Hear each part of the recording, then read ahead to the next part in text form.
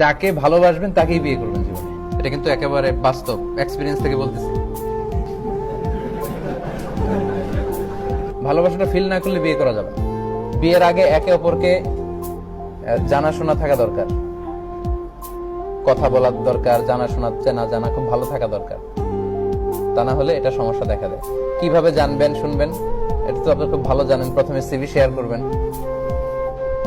বিয়ের জন্য একটা সিভি করে অনেকে, শর্ট করে না, পরিচিতি, আমি, আমার বাবা মা, আমার ভাই বোন, আমার পড়াশোনা, সংক্ষেপে।